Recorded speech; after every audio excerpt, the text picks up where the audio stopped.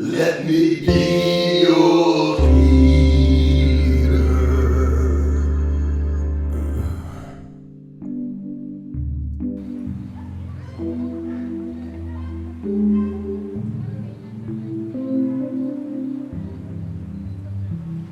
Peter just had his appendix out, which makes our second hospital stay in China.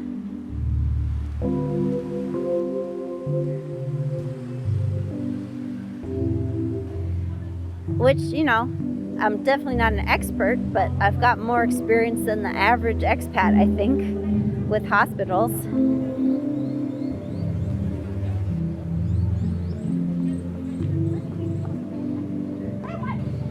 And it got me thinking about, like, what are we paying for when we pay for healthcare? What do we deserve?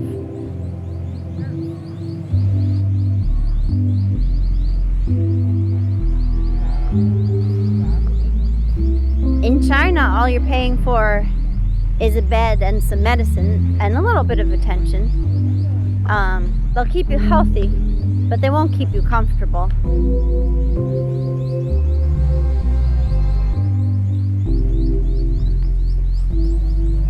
But that's also the way that people can afford health care. So your basic starter pack for being an inpatient at a Chinese hospital is a plastic basin and towel and soap so that you can wash, a bedpan should you need that sort of thing.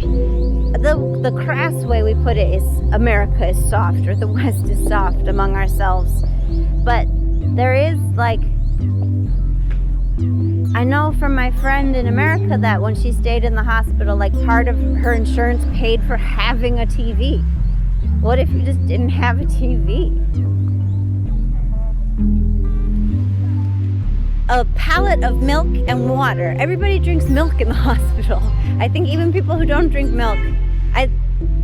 From our interactions with healthcare in China, I feel like milk is for kids, or like it's very nourishing if you've just been sick. Drink some milk, drink some milk. I mean, I'm not saying that the discomfort is the best way to do it, but more of like, if healthcare is unaffordable, there are actually more affordable ways to do it. I mean, it was not a fun experience though, but Peter didn't die and we could afford it. It would have been nice if they fed him though. My only other experiences with ambulances are on TV and movies, and that's always like so exciting because it's like quick cuts into the ambulance. Oh, quick cuts of intubating, blah, blah, blah. Give him oxygen, da, da, da. You're at the hospital. Get him out. Throw him in a bed. And that's not actually what taking an ambulance is like. It's almost boring, except for like something has gone terribly wrong. But even though you don't have to be stuck in traffic, it still takes time to get from where you were to where you're going. And you're basically just sitting there.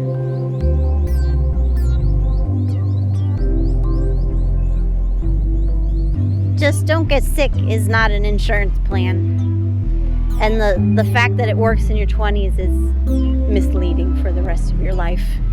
One thing that was consistent from Luzhou to Chengdu was they were very serious about they were not allowed to take hongbaos. They're not allowed to be bribed. Even to the point, in Luzhou, I brought Peter's nurses some chocolates, and they wouldn't take them, and they were like very conscious of like, it is not allowed to give gifts to doctors and nurses in China for better treatment. The interesting thing about having stayed in 2 different hospitals in China is that I can see now some things are the Chinese healthcare system and some things are money, but there's no supplies. So that's what you need to bring on your own. And then maybe like an extra blanket and other comforts, but the washing up stuff, your bathroom stuff, toilet paper too, and milk. Because the first time we stayed in the best hospital, #1 hospital in Luzhou, and the second time we stayed in the #3 hospital in Chengdu, which is a much bigger city with a much nicer hospital.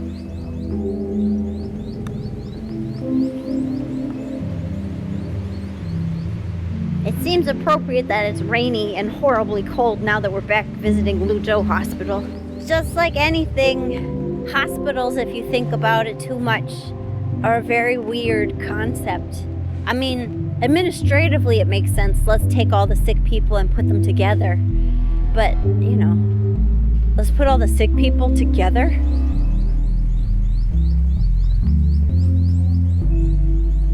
So they had like more modern facilities. The beds were nicer. The climate control was nicer in Chengdu.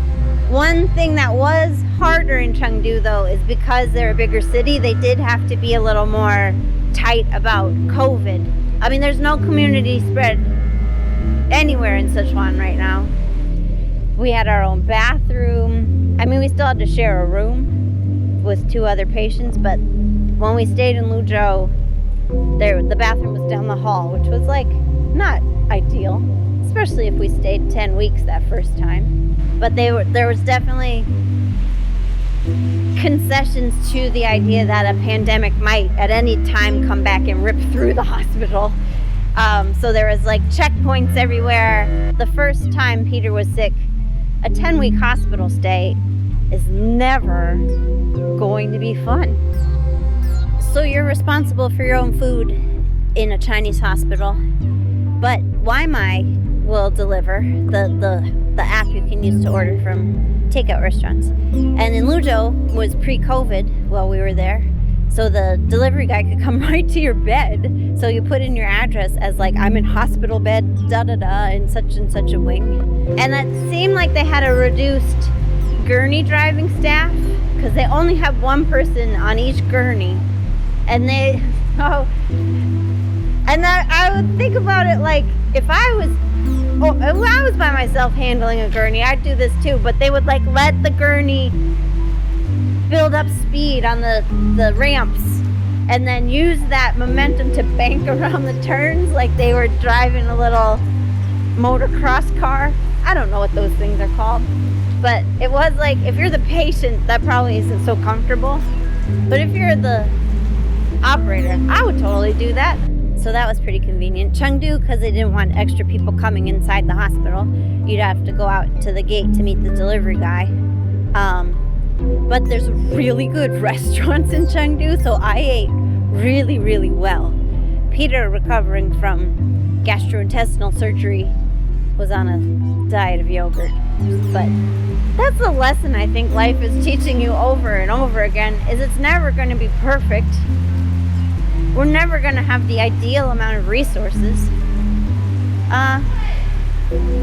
So build up speed on the down ramps.